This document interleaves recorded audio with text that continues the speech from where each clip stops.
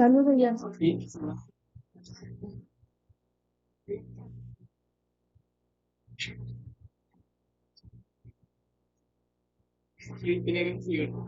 Hola, buenas tardes. ¿Qué tal, jóvenes? Buenas tardes. Pues miren, eh, nos da mucho gusto que estén aquí. Qué bueno que se dan unos minutos, un tiempo para escuchar esta plática. Eh, es una plática que no es fácil porque ¿quién relaciona el Chile y las matemáticas? Entonces, no es una plática fácil, por lo que les pediría su atención y que esperamos que les guste mucho también. La plática ahorita nos las va a impartir la maestra en ciencias, Teresa Manuel Hernández. Ella es licenciada en matemáticas y maestra en ciencias por la UNAM, docente de matemáticas de este colegio, matemáticas de 1 a 4, eh, desde el 2013. Es autora del libro Problemas de aplicación de matemáticas 3 como proyecto Infocap de aquí del colegio y ha formado parte del comité académico de matemáticas y física para las Olimpiadas SHRs. Y en los últimos 5 años ha dirigido alumnos dentro del programa de jóvenes hacia la investigación en ciencias naturales y matemáticas y participado en el concurso universitario Feria de las Ciencias y la tecnología y la innovación. Esto es donde los estudiantes han obtenido mención honorífica, sus estudiantes. Actualmente es asesora de alumnos que participarán en la próxima Olimpiada Universitaria del Conocimiento. Entonces, demos un aplauso y muchas gracias, maestra. Gracias. Gracias, chicos, por estar aquí. Buenas tardes. Soy la maestra Teresa Manuel Hernández y el día de hoy les voy a hablar sobre al Chile y las matemáticas. ¿Qué relación creen ustedes que tienen las matemáticas con el Chile? El grado de picor, muy bien. ¿Cómo identificarlos, clasificarlos? Hay mucha relación en realidad entre las matemáticas y el Chile, porque hoy estamos en pláticas con respecto al Chile, pero no cualquier Chile, el Chile mexicano. Hay algo muy importante que ustedes en Matemáticas 1 van a ver, y es el número áureo. ¿Ok? Muchos de ustedes ya lo conocen, lo han visto, lo han trabajado, y si no lo han trabajado, vamos a ver rápidamente en qué consiste. El número áureo tiene historia, muchísima historia. Se cree que fue en Egipto, o los egipcios ya usaban el número áureo. Este número es muy importante porque marca una proporción en Egipto, claro está, entre las pirámides. Pero no era lo único. Para Pitágoras, en el 540-480 antes de Cristo, pues también se utilizaba la proporción áurea dentro de sus estudios.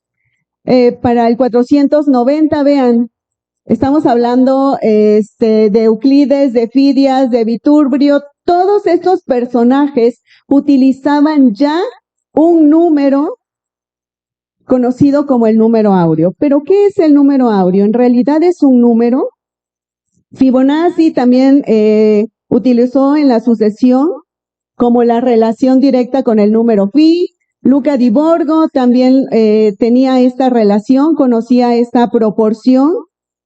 Leonardo da Vinci, ustedes lo han visto en varias de sus pinturas. Y alguien muy importante para la física, que es Kepler. Este astrónomo también consideraba el número phi uno de los grandes tesoros de la geometría. Entonces, la historia con respecto a este número phi no es en realidad pequeña. Se conoce desde muchísimos años antes de Jesucristo. ¿Qué pasó después? ¿O qué es en realidad el número phi? Déjenme decirles que el número phi, antes de ser un número, es una proporción. Es una razón de proporcionalidad que existe entre los lados de un rectángulo que se construye a partir de un cuadrado. Y eso es bien curioso, Porque yo sé que ustedes han visto, y es más, ustedes conocen cuál es el número phi. ¿Sí lo han escuchado? ¿Saben cuánto vale el número phi? Oh, ese es pi. Eso es pi. Y entonces, ¿qué es el número phi? El número phi simple y sencillamente es una relación. Veamos cómo se construye. Fíjense, yo voy a construir una relación. Construimos un cuadrado. ¿Dudas con eso? Es más, si quieren, ustedes pueden construir su número phi. Si construimos un cuadrado, paso número 1, voy a construir mi cuadrado. No me importa, fíjense, no me importa cuánto midan los lados, simple y sencillamente va a ser un cuadrado. Siguiente paso. Ya que construí este cuadrado, entonces voy a trazar una línea desde la mitad de la base a un vértice. Entonces considero la mitad, piénsenlo, de la mitad al vértice. Voy a trazarlo. Esta es mi mitad y trazo de la mitad al vértice. Tercer paso. Con esa medida, con la medida que yo acabo de construir, vean, con ese rectángulo, voy a construir justo un rectángulo al lado de mi cuadrado. ¿Difícil? Vamos bien, ¿no? Número 4. Trazamos un arco de esquinas contrarias del rectángulo que yo acabo de construir. Y entonces trazo mi arco. Ok, voy a continuar. ¿Por qué se dice que el número phi es una proporción? A ese rectángulo que acabamos de dibujar se le conoce como el rectángulo áureo. Quiere decir que con ese rectángulo yo voy a obtener un número, el que estoy buscando. Recordando la clase para los que son de tercer semestre, vamos a recordar la clase de semejanza y proporción. ¿Recuerdan? Que es la última unidad de matemáticas 2. Y aquí encontramos una relación. Vamos a relacionar y yo llamo a mi cuadrado, voy a decir que tiene una unidad de medida. De tal manera que todo el rectángulo mide X. El rectángulo pequeño que construí, por lo tanto, es X menos 1. ¿Sí? Muy bien. Tengo 3 medidas. 1, que es el lado del cuadrado, X, que es el lado del rectángulo grande, y el rectángulo pequeño que mide del lado X menos 1. Muy bien. ¿Qué voy a hacer con esto? Bueno, tomando en cuenta que la proporción o que el número áureo es una proporción de dos cosas, un cuadrado y un rectángulo, entonces digo, X, que es el lado más grande, es a 1 como 1 es a X menos 1. ¿Ok? Estoy marcando la relación entre dos cosas, entre el rectángulo grande y el cuadrado, y entre el cuadrado y el rectángulo pequeño. Por lo tanto, X es a 1, digo, y esto es igual a 1 sobre X menos 1. ¿Qué significa? Significa que el resultado del lado izquierdo tiene que ser igual al lado derecho, para que se cumpla la proporción. Muy bien. Despejo, yo quiero saber cuánto vale X, y entonces esto está dividiendo, por lo tanto multiplico de ambos lados, X menos 1, quedando esto. X, vean, yo multiplico a X por X menos 1, esto es igual a 1, y al resolverlo me da que X al cuadrado menos X menos 1 es igual a 0. ¿Dudas ahí? ¿Verdad que está muy simple? Vean, es algo que ustedes pueden hacer. Sin ningún problema, yo sé que X por X es X al cuadrado, X por menos 1 es menos X, y este más 1, pues lo puse como menos 1 para igualarlo a 0. Qué bonito. Y algo que ustedes conocen muy bien es esto. ¿Cómo le llaman ustedes? La fórmula general. La chicharronera para otros, para los cuates, menos b más menos la raíz cuadrada de b cuadrada menos 4ac entre 2a. Si yo considero que a vale 1, que b vale menos 1, c vale menos 1 y sustituyo, me queda que 1 más menos raíz de 5 entre 2.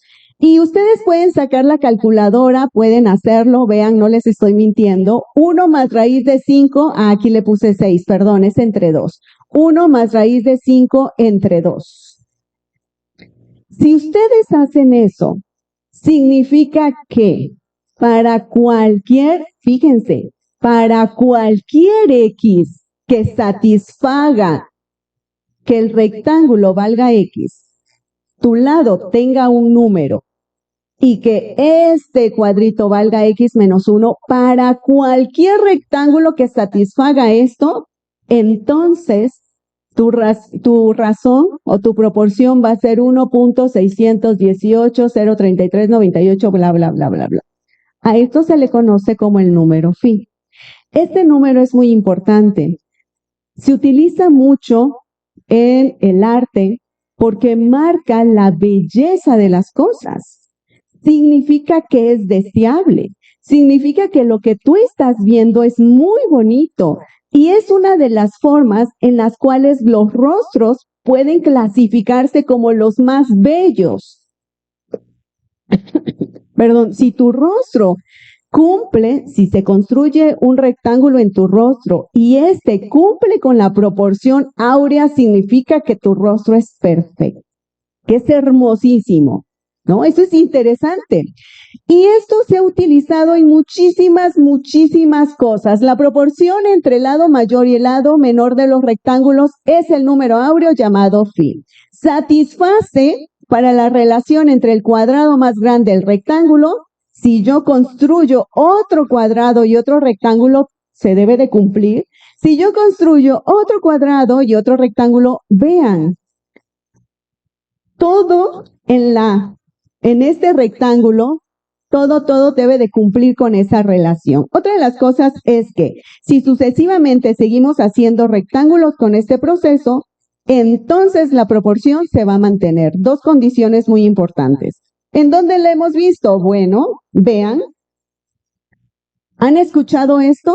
Que la Mona Lisa cumple con la proporción áurea, perdón. ¿De quién es la Mona Lisa? Ustedes saben. Él utilizó en muchos de sus cuadros la proporción áurea. Salud. De tal manera que la carita está en proporción con todo el cuerpo. Pero no solamente eso, el Partenón se fue construido especialmente con la proporción áurea. En las flores se observa la proporción áurea. En la telaraña, este es un girasol, o sea, en la naturaleza se observa también la proporción áurea. Pero yo no les vengo a hablar de la naturaleza, yo les vengo a hablar de algo más bonito y más rico. El chile. ¿Sí? La proporción áurea, ¿se cumple o no en el chile? Veamos si es cierto. Tenemos un habanero, un jalapeño, aquí tenemos un pimiento rojo, aquí tenemos más chiles, etcétera, etcétera. Se ven súper bonitos. Yo me di a la tarea de comprobar si no o si sí se cumplía. Y entonces tomé una imagen y en esta imagen hay muchos chiles. Fíjense que esta imagen no tiene a propósito las semillas. Pero si yo dejaba las semillas, yo tenía que comprobar que las semillas también cumplieran la proporción áurea. Entonces me evité un pequeño trabajo por ahí. Yo consideré esta imagen, ¿la ven aquí? Tomé cualquier chile, se picó, tomé la imagen, seleccioné, vean, se ve súper rico en una salsita, qué bárbaro. Y lo que hice fue utilizar GeoGebra. Con GeoGebra medí las unidades y entonces de una esquina a la otra mide 8.35 unidades y de altura mide 5.16 unidades. Cabe mencionar que la imagen no está tomada directamente, de frente, está como que de ladito, ¿no? ¿Logran ver? Entonces esto nos va a dar un pequeño error, pero ustedes lo pueden hacer, pueden llegar a casa, cortar un chile y tomar una imagen, pero que sea justo de arriba, ¿sale? Con esto, pues yo construí mi rectángulo y dije, ok, Si de lado mide 8.35 y de altura 5.16, aquí está mi rectángulo. Perfecto, tengo un rectángulo. ¿Dudas ahí? Está fácil, ¿no? Solamente quiero saber si se cumple o no. Y entonces, de acuerdo a la construcción de una proporción áurea, tengo que construir un cuadrado y un rectángulo. Mi cuadrado mide 5.16. ¿Qué es esto? 5.16, tengo un cuadrado y al lado tengo un rectángulo de, obviamente, x menos 5.16 que me da 3.19. Entonces, 5.16 por 3.19, 5.16, 5.16, perfecto. Cumplo con un cuadrado y un rectángulo. Veamos si se cumple o no, yo sigo dudando. De acuerdo a lo que me dice la teoría, debe de existir una razón o una relación entre el lado mayor, es decir, entre todo el rectángulo y 5.16. Y además, debe de existir la misma relación entre 5.16 y 3.19. Saquen calculadoras porque la verdad es que yo no lo hice. Dije, yo no quiero decepcionarme. Nos decepcionaremos todos, ¿va? Y entonces, 8.35 unidades entre 5.16 unidades, ¿cuánto me tiene que dar? Se supone que un número áureo. Si es que eso tiene la proporción perfecta. ¿Cuánto dio?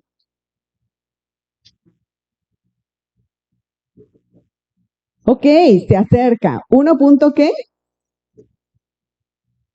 Ok, 61.82. Y si dividimos 5.16 entre 3.19, ¿se cumple o no se cumple?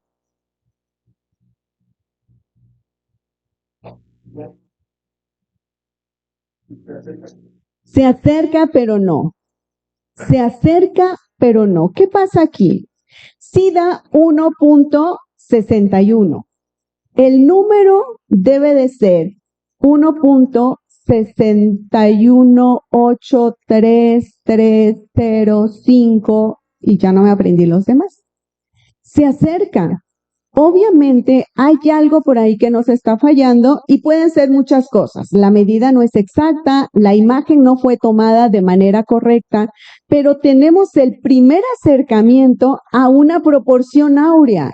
¿Qué tan difícil es comprobar entonces una proporción áurea entre mi rostro? Puedo llegar, tomarme una foto y entonces comenzar a medir la imagen. Es interesante cómo algo tan simple nos puede decir si el chile es deseable o no. ¿Qué les parece? Vean, es una proporción muy simple y entonces con esto, si nosotros seguimos repitiendo, fíjense, el cuadrado, el rectángulo, el cuadrado, el rectángulo, el cuadrado y el rectángulo, nos vamos a dar cuenta que el mismo numerito que encontramos al inicio va a ser repetido, repetido, repetido en toda la proporción. ¿Y a esto cómo se le conoce? Como proporción áurea. Y el único objetivo es saber si es perfecto o no. Esta es una forma para decir, ok, puedo aplicar las matemáticas en cualquier cosa. Estoy aplicando las matemáticas en un chile. Pero las matemáticas no son solo eso. Esto es una pequeña muestra de todo lo que se puede hacer con las matemáticas. Las matemáticas nos dan más que eso. Efectos de las gibberelinas en el rendimiento del chile jalapeño. A través de las matemáticas, nosotros podemos hacer investigación. Y no solamente eso, podemos obtener resultados muy importantes como el que les voy a mostrar. Este es un estudio que se realizó en el 2018, pero que fue muy importante para ver el crecimiento del chile jalapeño. Este chile jalapeño es muy importante porque, pues obviamente es chile mexicano y además se sembró en invernaderos. Por lo tanto, si funciona la gibberelina, entonces podemos aplicarlo incluso en nuestras casas, ¿no? Las gibberelinas son hormonas que estimulan el crecimiento principalmente vía división y alargamiento celular. La verdad es que este estudio tiene que ver mucho con la asignatura de química y entonces hay términos que yo tuve que leer y se los presento, ¿va? Queremos saber si al ponerle hormonas a nuestro sembradío va a existir un cambio o no con respecto al chile. Para saber si funciona, entonces los sembradíos pueden usar esta hormona que, si no mal recuerdo, también le llaman filihormonas, que son hormonas vegetales, ¿ok? El chile jalapeño, como ustedes ya saben, es una planta muy importante porque es mexicana. Se usa como condimento, suplemento culinario, como medicina, se utiliza como cosmético y como planta ornamental. Por si no les gusta comerlo, pues también lo podemos tener por ahí, de adorno. ¿Por qué estudiar jalapeño y no el habanero? Yo me hice esta pregunta cuando estuve estudiando este paper, yo me hice esa pregunta. ¿Por qué jalapeño y por qué no habanero, señores? El habanero, pues creo yo que es mucho más picoso que el jalapeño. Y en realidad me dan una justificación. No sé si a ustedes los convence, pero dicen que el jalapeño es el chile con más demanda en el mundo. La importancia de este cultivo resalta la necesidad de incrementar el rendimiento por unidad de área en el campo e invernadero para obtener mayores beneficios económicos para los productores. Y es que es un chile muy fácil de adaptarse a la región. Es decir, en donde tú lo siembres, claro, bajo algunas condiciones específicas, el chile pega, ¿sí? Puede crecer sin ningún problema. Y esto es una de las razones por las cuales dijeron, sí, vamos a hacerlo con chile jalapeño.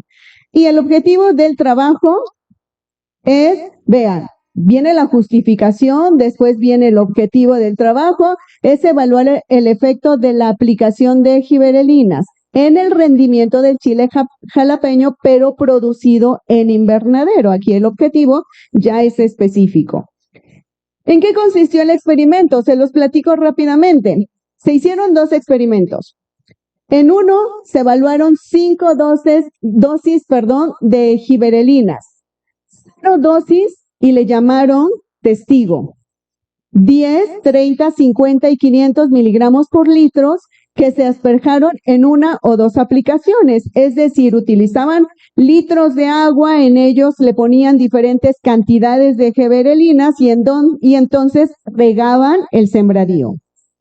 El experimento 2, lo mismo, pero la fertilización se realizó con nitrato de calcio y nitrato de potasio solubles en agua. Es decir, le aumentaron más cositas para que creciera el sembradío y van a comparar si la gibberelina hizo algo a favor o en contra del chile jalapeño.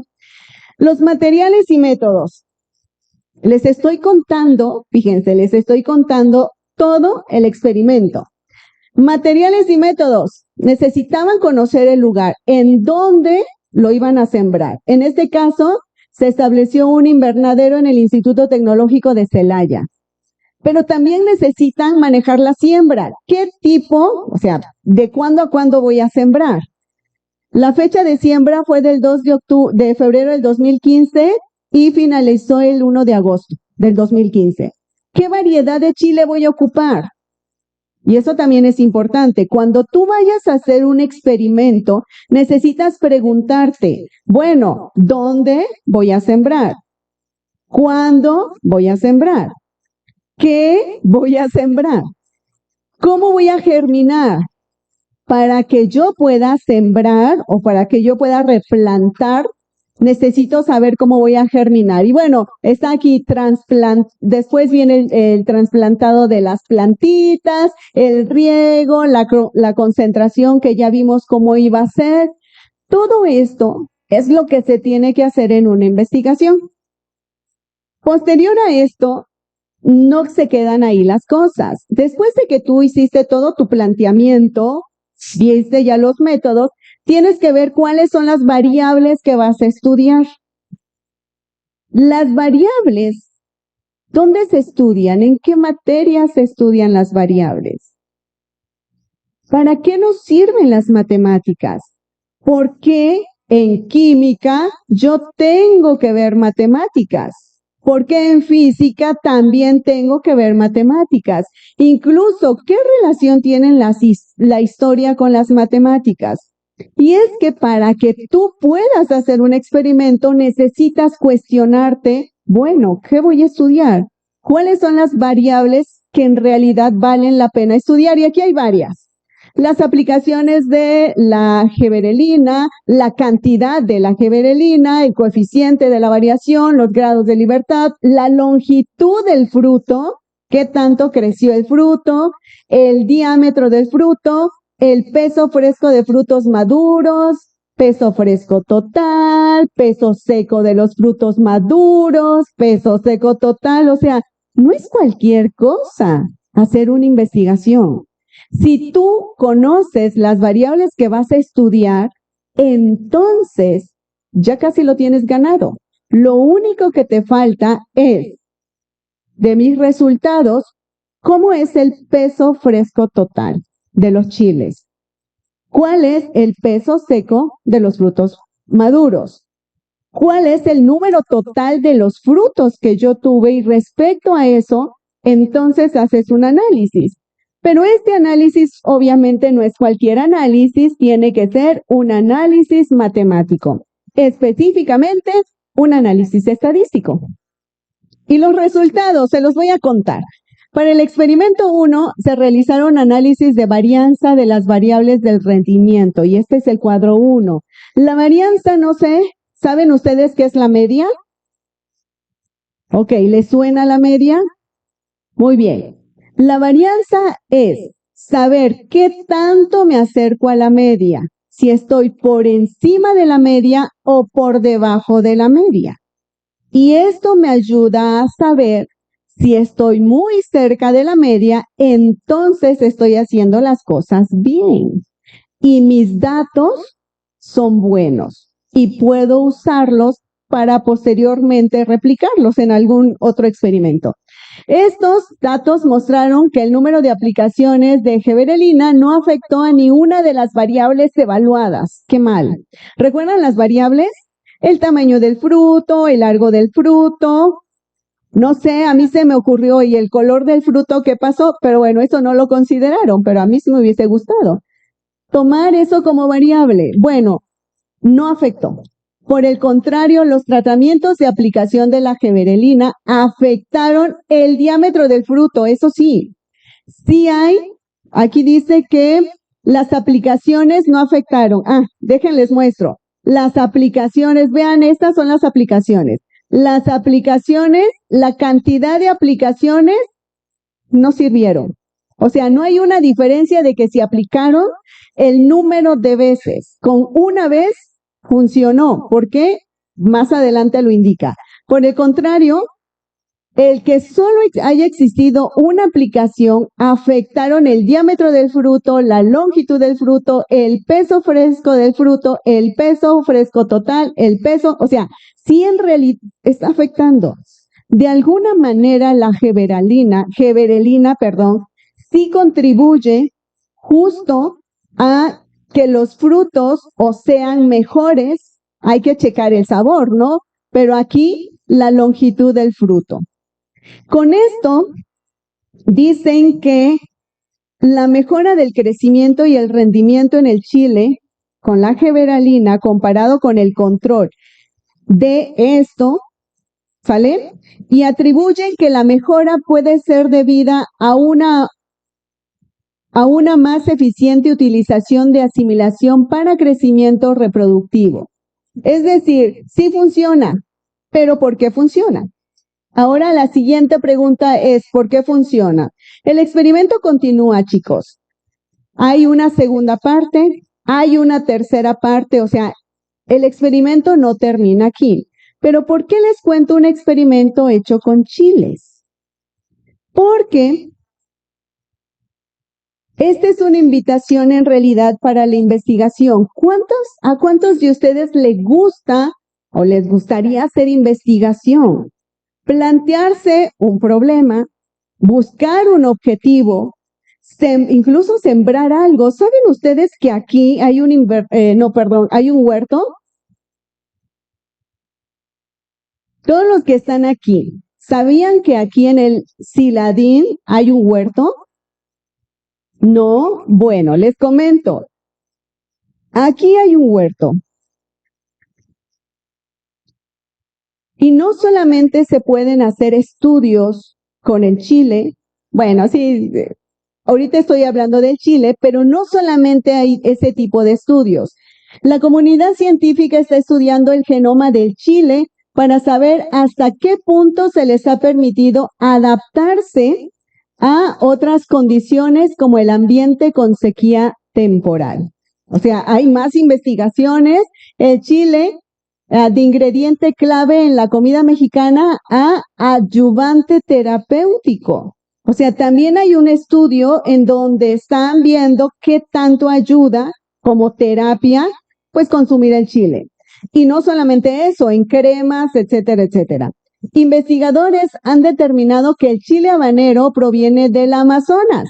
Mediante el comercio llegó al Caribe pasando por La Habana hasta llegar a México. Estas son algunas investigaciones que se han realizado con el chile.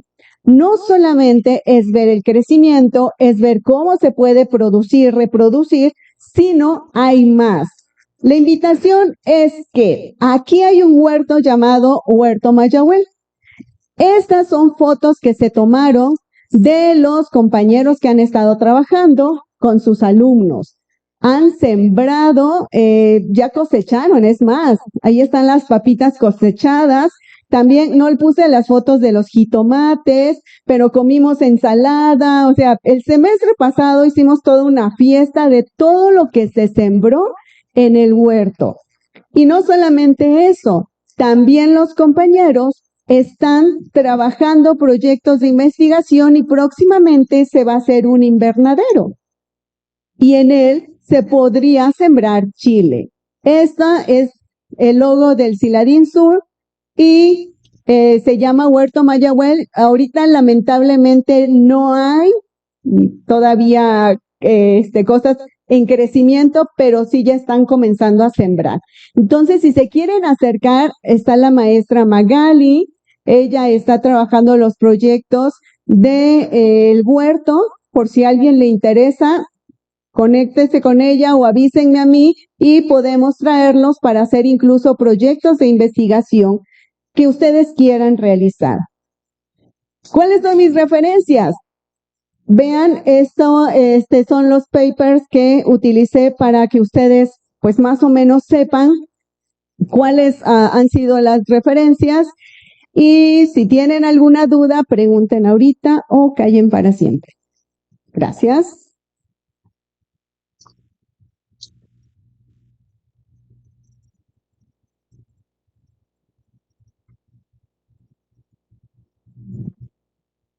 ¿Tendrían alguna pregunta